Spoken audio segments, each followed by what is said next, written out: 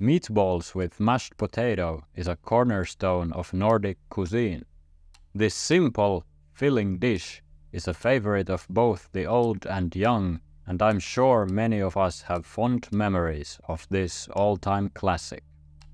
So this episode starts with what else but a story of how meatballs were introduced to Sweden and consequently Finland.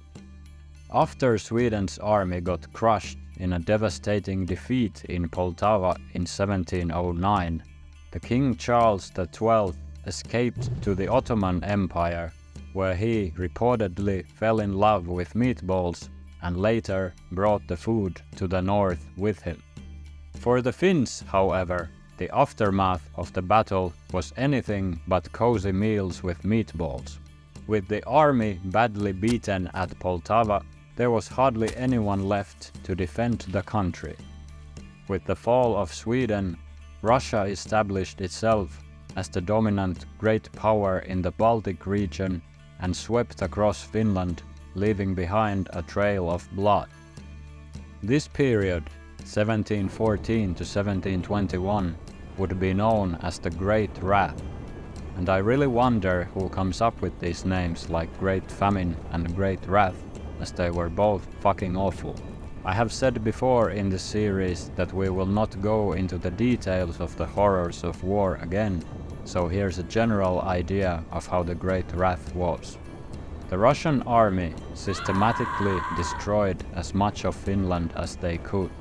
The orders from the Emperor Peter the Great were to ravage the Bothnian coast so that Sweden's forces could never again advance eastward from there.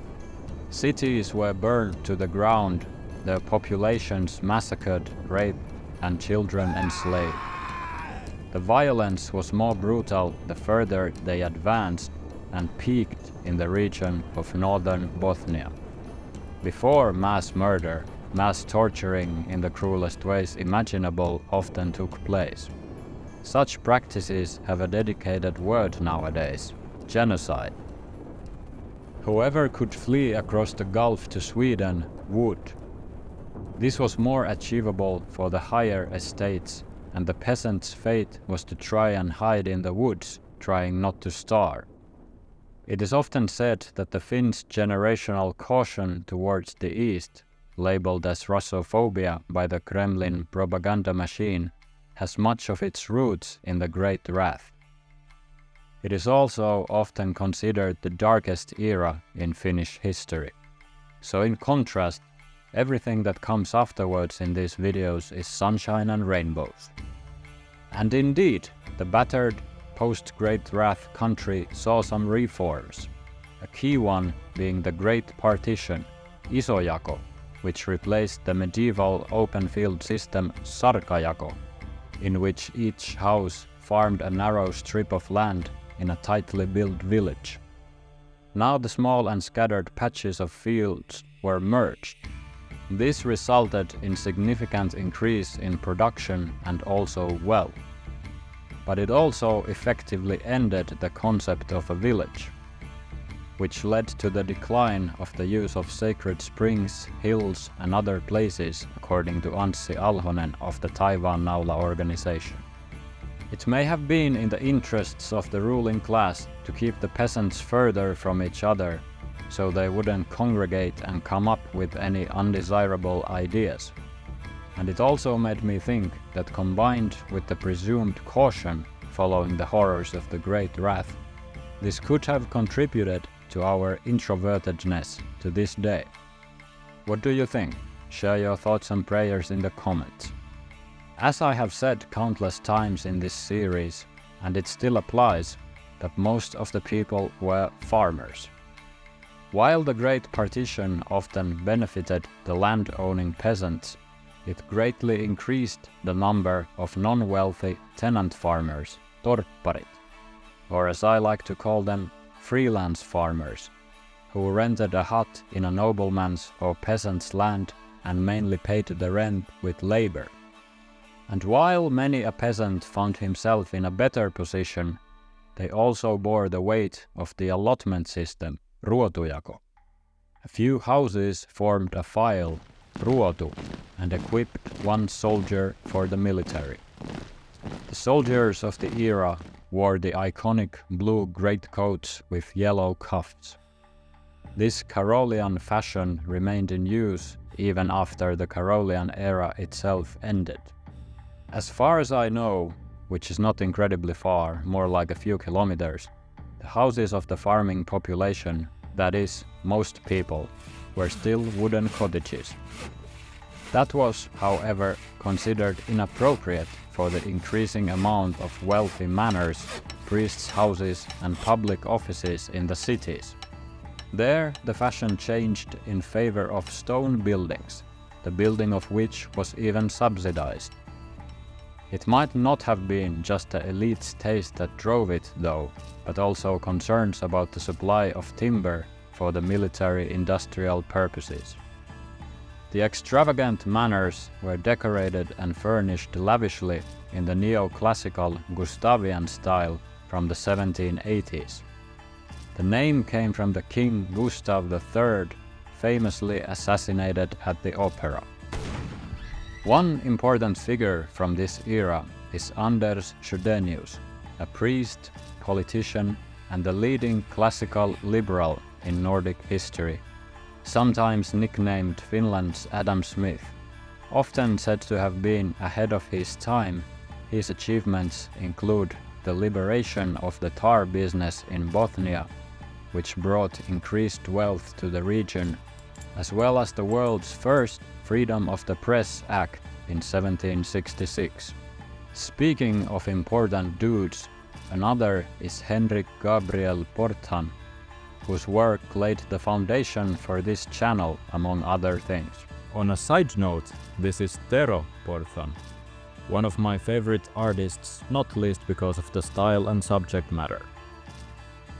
He's often titled the father of Finnish history, as he delved into Finland's history and folklore with attention to proper source criticism. That was groundbreaking at the time of Gothicism, which sought to prove the Swedes' descendants from biblical heroes or some connection between the Finnish and Hebrew languages. Porthan was also heavily involved in the first ever newspaper published in Finland, which ran for 14 years.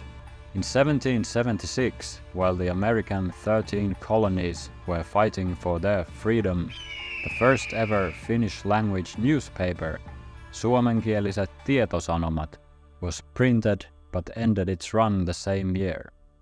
Ettei ulottuvaisia ostajia tulevan vuoden aiottuihin tietosanomiin ole nyt ilmestynyt, niin täytyy niitten ulos antamisen kanssa seisahtaa joksikuksi ajaksi.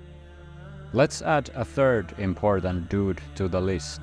That would be Kristfrid Ganander, another priest and collector of invaluable folklore.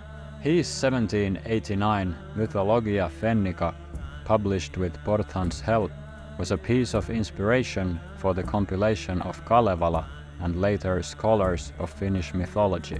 And I think it's about time that an up-to-date book on the subject was made, illustrated by yours truly. Publishers, find the right people to write it and let's make it happen. Finland had its share of the 18th century enlightenment too. Literature had been predominantly religious up to this point, but now reading novels started to emerge as a new form of entertainment. It should be noted, however, that this was a hobby of the upper classes and the books wouldn't be in Finnish yet. Dissatisfied with the king's absolute power and consequently the loss of Sweden's status as a great power, the estates ruled the country from 1720 to 1770, the so-called Age of Liberty. This led to each estate mostly advancing their own interests.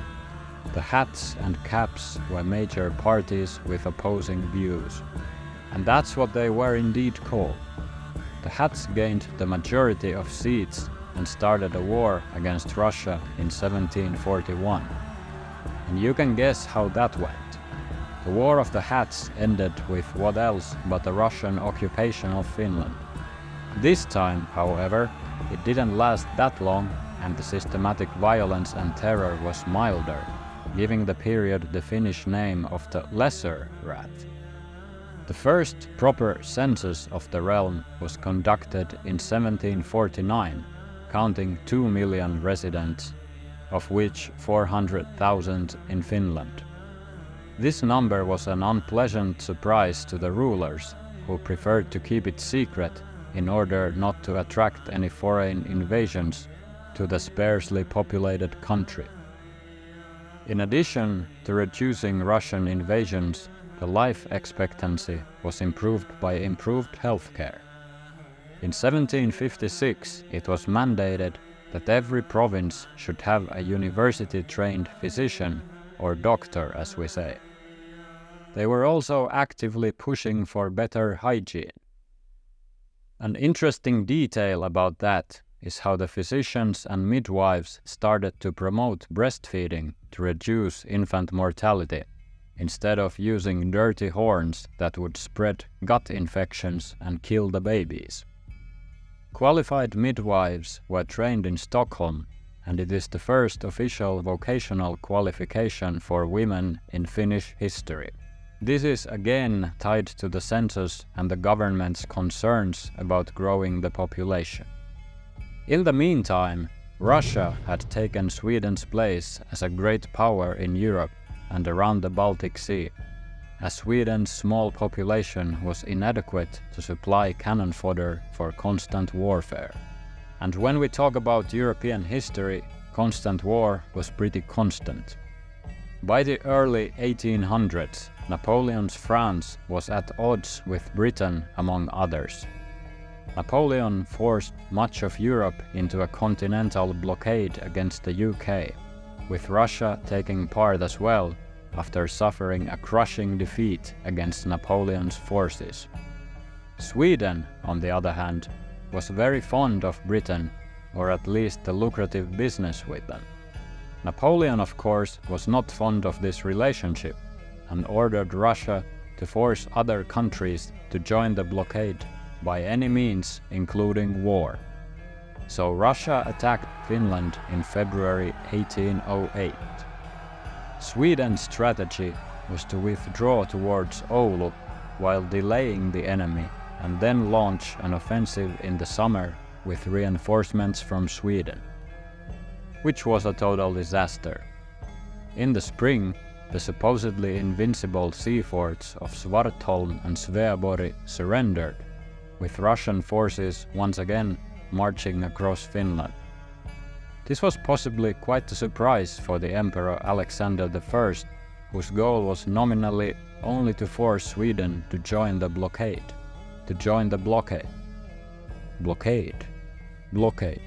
Blockade. How is it? Turns out he was able to annex Finland to the Russian Empire. And this is where the era of Swedish rule in Finland ends. And so does this video. Huge thanks to all channel members for their continued support, which helps to keep videos coming, as well as everyone who's bought shirts, comics, and other crap often known as merchandise. Speaking of which, prints from the art in this series and other videos on my channel are now finally available in the EU. Links are somewhere down below if interested, and even if not. And as always, if Finnish mythology and history are close to your heart, check out my other videos, share them with friends and enemies whose hearts might be close to the subject, and so on.